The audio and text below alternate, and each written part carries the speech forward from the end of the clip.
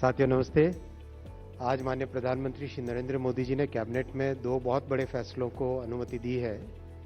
पहला है आंध्रा और कर्नाटक को जोड़ने वाले बहुत एक इम्पॉर्टेंट इकोनॉमिक कॉरिडोर में रेलवे की 3rd और 4th लाइन, और दूसरा है केमिकल सेक्टर को एक टोटली नए तरीके से भारत में डेवलप करने के लिए एक नई स्कीम की घोषणा हुई है, आज अप्रूव हुई है। और केमिकल भी सेमीकंडक्टर की तरह एक फाउंडेशनल इकोनॉमी है, फाउंडेशनल इंडस्ट्री है, इसलिए बहुत इंपॉर्टेंट था इस इंडस्ट्री के लिए एक नए तरीके से सोचना। मैं दोनों स्कीम्स पे, दोनों पॉइंट्स पे आता हूँ। पहला प्रोजेक्ट है जो कि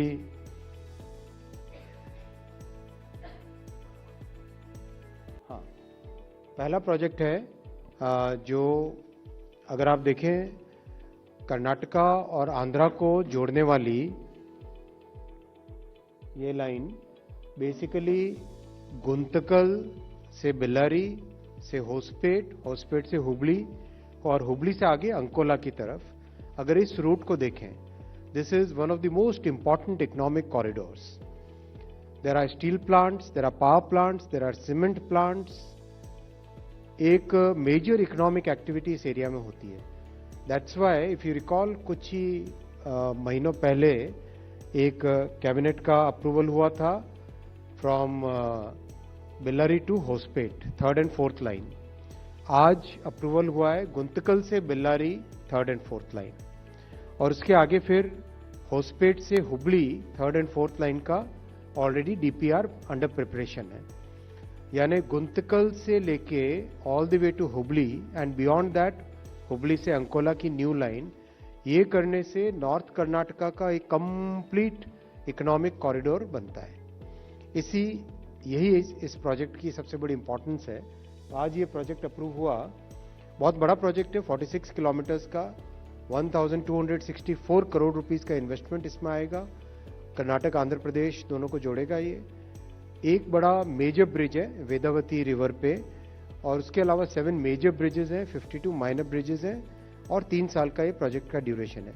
करीब 80% of the land is already available on this alignment. बाकी 20% लैंड अक्वायर करनी पड़ेगी, तो प्रोजेक्ट काफ़ी तेजी से हो जाएगा। लॉन्ग लीड आइटम केवल वेदवती रिवर पे ब्रिज है, मेगा ब्रिज है। बाकी सारे के सारे आइटम्स इसमें बहुत स्पीड से हो जाएंगे। जैसा आप जानते हो, अगर रेलवे से किसी कार्गो को ट्रांसपोर्ट करें तो हाईवे के कंपैरिजन में 89% लेस CO2 एमिशंस होते हैं। यानी it is 89% less polluting compared to highway transportation, road transportation. Secondly, cost wise it is significantly lesser compared to road transportation. Cost कम है, पोल्यूशन भी कम है। दैट्स वाई दुनिया में बहुत सारे देशों ने रेलवे को प्रायोरिटी दी है, और माननीय प्रधानमंत्री श्री नरेंद्र मोदी जी ने 2014 में जिम्मेदारी लेने के बाद से कंप्लीट रेलवे सेक्टर को ओवरहॉल करने का, ट्रांसफॉर्म करने का लगातार प्रयास चल रहा है। जैसा कि आप जानते हैं, रेलवे इज नाउ 99.6% इलेक्ट्रीफाइड, और वर्ल्ड का largest electrified railway network Bharat बन गया है। और परसेंटेज टर्म्स में देखो तो स्विट्जरलैंड के बाद में सेकंड नंबर पे है। स्विट्जरलैंड इज 100% और इंडिया इज 99.6%। हालांकि स्विट्जरलैंड का railway network is just about 5000 kilometres, 5000 kilometre उनका रेलवे नेटवर्क है, और भारत का 1,35,000 किलोमीटर का ट्रैक किलोमीटर्स का रेलवे नेटवर्क है। तो कंपैरिजन अगर करो, और उसके बाद में चाइना आता है नंबर 3 पे। चाइना इज अबाउट 80 के आसपास परसेंट है, और उसके बाद में फिर कई कंट्रीज आती हैं। तो overall our country's performance on green transportation has been very good. और अभी तो recently hydrogen train has done very well, as all of you aware. पिछले 17 जुलाई को माननीय प्रधानमंत्री जी ने हाइड्रोजन ट्रेन जींद से इनॉग्रेट की थी।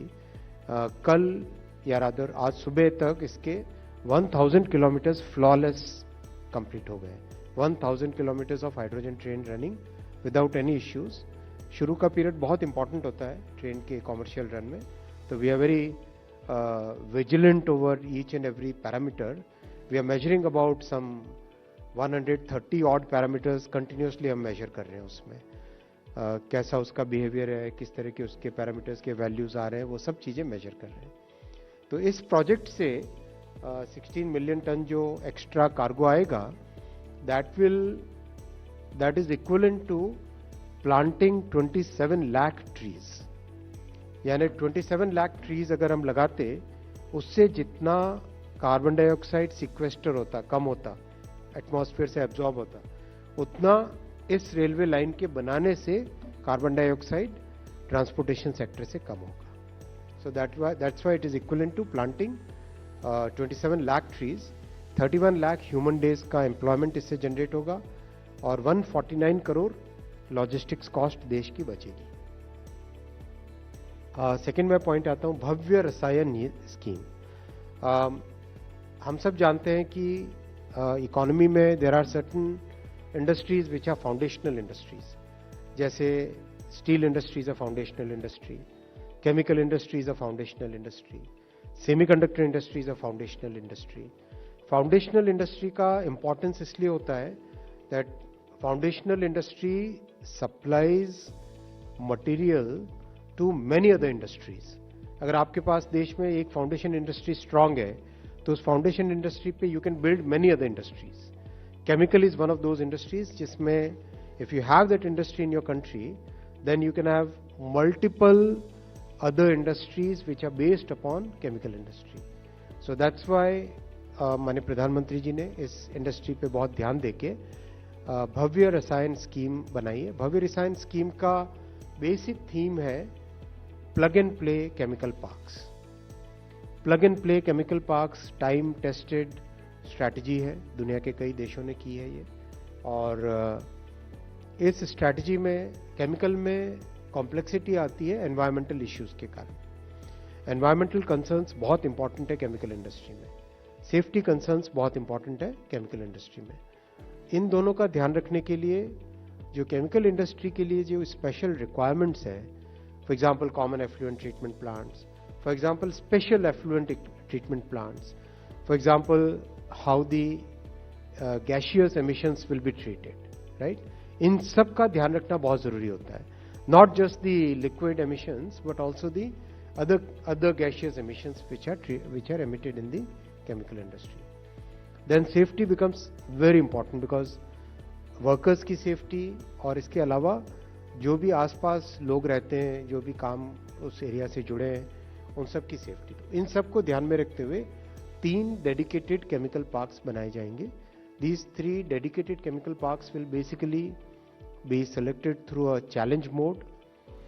जो स्टेट गवर्नमेंट जिस तरह से परफॉर्म करेगी और जिस तरह से अपना इनिशिएटिव लेगी, उसके बेसिस पे ये केमिकल पार्क्स डिसाइड होंगे।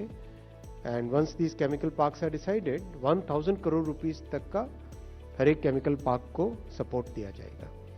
And support will basically be in the form of common infrastructure which I said, like common effluent treatment plant, special effluent treatment plants, then very different quality of safety related infra, let's say healthcare।